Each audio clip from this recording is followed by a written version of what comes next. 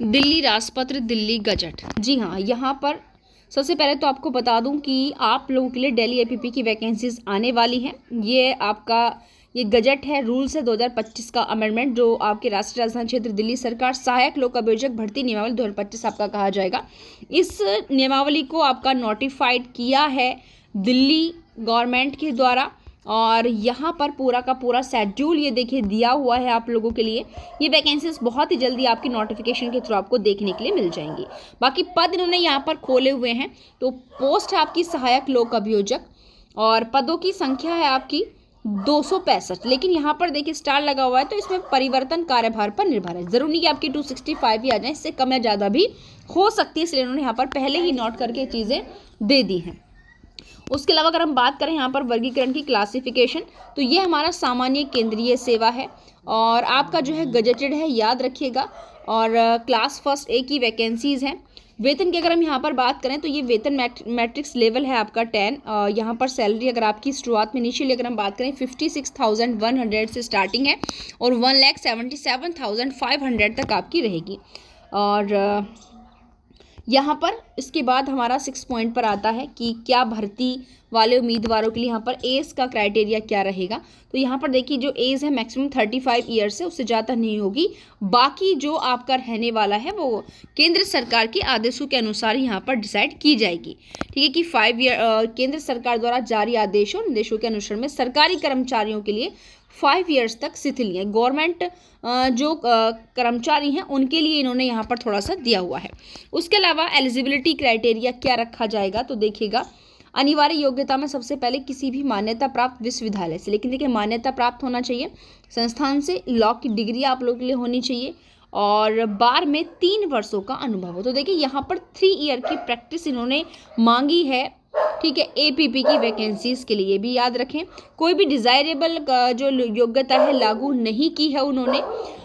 अनुभव सरकारी अधिवक्ता के रूप में अनुभव, तो ये कुछ थोड़ा सा अटपटा चीज़ें यहाँ पर ज़रूर लग रही हैं कि भाई 3 साल का एक्सपीरियंस ठीक है अधिवक्ता के रूप में, कि सरकारी अधिवक्ता के लिए जो ये हमारा जो पोस्ट है यही तो खुद सरकारी अधिवक्ता के लिए है, तो सरकारी अधिवक्ता के लिए जो है अनुभव होना चाहिए, ये थोड़ा सा यहाँ पर होना चाहिए। लेकिन सरकारी अधिवक्ता के रूप में अनुभव, ये थोड़ी सी बात अलग यहाँ पर नज़र आ रही है, क्योंकि 3 सालों का अनुभव जो है इस पद के लिए मिल होना चाहिए। ठीक है, उसके अलावा यहाँ पर अगर शिथिलता का मतलब है कि अगर इसमें जो आपकी रूल्स हैं, क्या इसमें अगर कोई शिथिलता होगी तो वो संघ लोक सेवा आयोग, क्योंकि इस एग्ज़ाम को आपका यूपीएससी कंडक्ट जो है कराएगा, और तो यहाँ पर अगर इसके रूल्स में थोड़ी बहुत जो है शिथिलता अगर बढ़ती जाएगी, वो आपका केंद्र सरकार यूपीएससी के द्वारा ही की जाएगी। जैसे उन्होंने यहाँ पे कहा कि जो योग्यताएं हैं कि अन्यथा जो योग्य उम्मीदवार हैं उनके केसेस में योग्यताएं कारणों को लिखित रूप में, अगर आप यहाँ पर शिथिलता चाहते हैं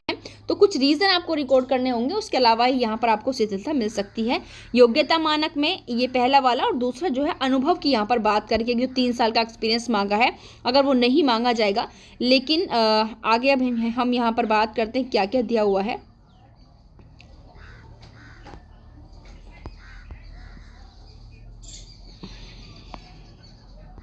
लेकिन देखिए यहाँ पर 8 पॉइंट में इन्होंने लिखा है कि क्या सीधी भर्ती डायरेक्ट रिक्रूटमेंट वाले कैंडिडेट्स के लिए जो आपका डिसाइड की गई है एलिजिबिलिटी क्राइटेरिया एम एज सीमा, वो प्रमोशन वाले उम्मीदवारों पर भी लागू होगी। तो बिल्कुल भी कोई चीज़ें यहाँ पर लागू नहीं, प्रमोशन वाले लोगों के लिए लागू नहीं होंगी, याद रखिएगा।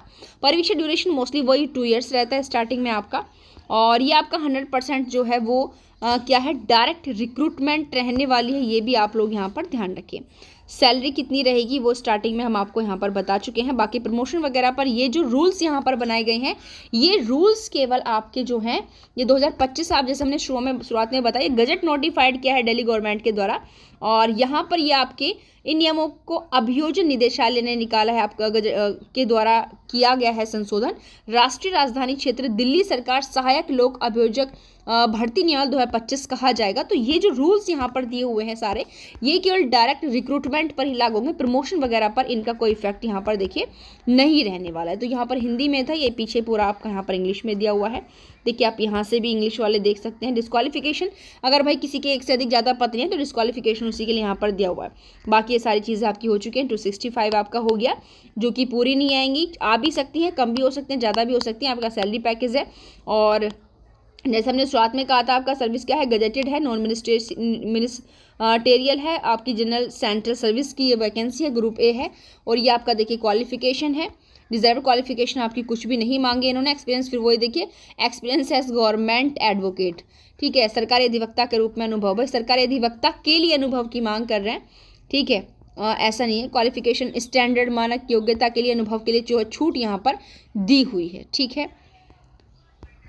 उसके अलावा बाकी ये आपका ऊपर हम सारी चीज़ें जो है देख चुके हैं कि किसी और भी चीज़ पर ये चीज़ें आपकी लागू नहीं रहने वाली हैं।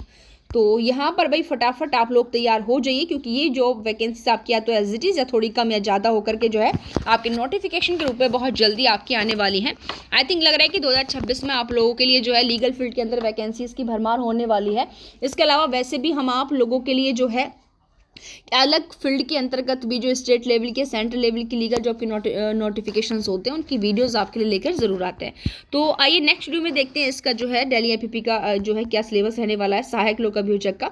उसके लिए नया वीडियो आप सभी के लिए लेकर आएंगे। तो आज के लिए इतना ही, मिलते हैं नेक्स्ट वीडियो में। Thank you.